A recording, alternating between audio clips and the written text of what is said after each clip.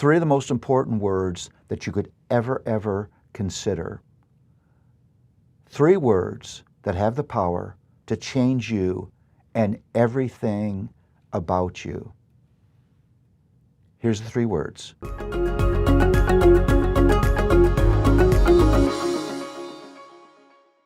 you sort of have to ask yourself, why in the world is Jonah in the Bible? This weird story of this rebellious prophet and this big fish. And it's listed as a prophet, but there's almost no prophecy in Jonah, a 48-verse weird narrative.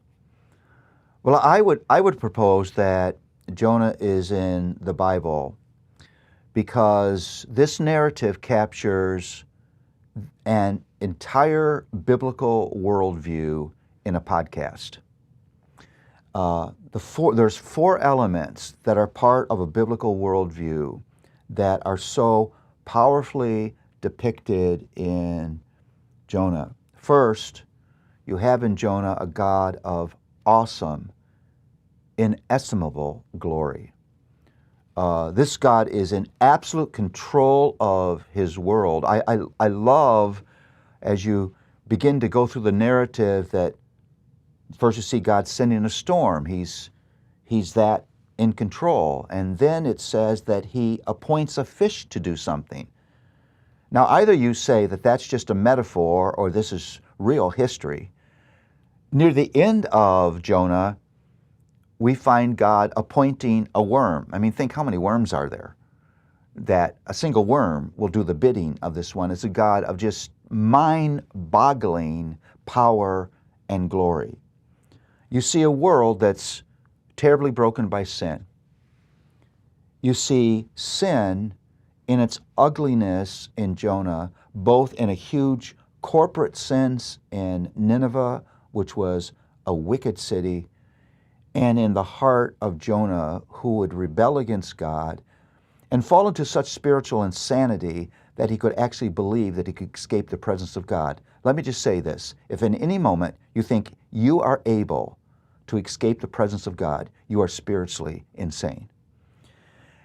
And then you see in Jonah, just beautifully depicted the existence of powerful rescuing grace. In fact, the subtitle I would give to Jonah is Unrelenting Grace.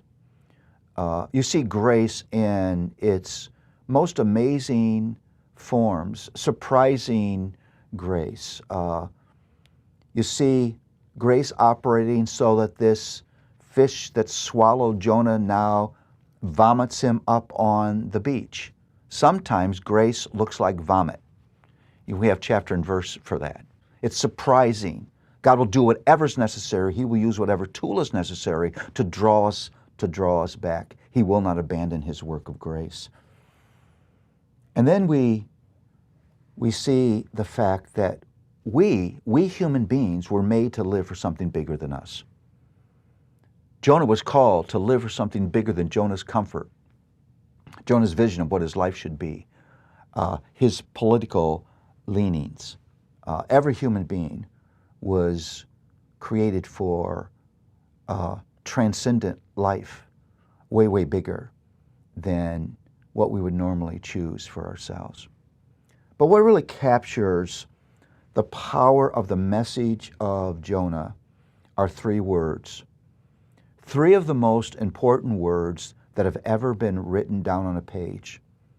Three of the most important words that you could ever consider. Three words that have the power to change you and everything about you. Here's the three words: but the Lord. What changes the narrative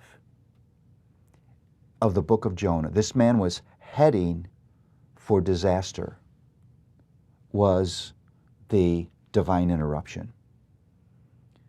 And that's our hope too. But the Lord, there would be no covenant promises.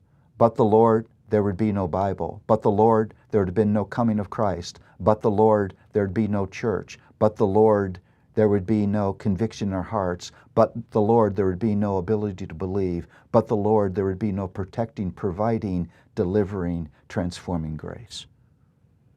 Our life hangs on those three words, but the Lord. If Jonah were only 3 words long, but the Lord, it would be worth its place in the Old Testament.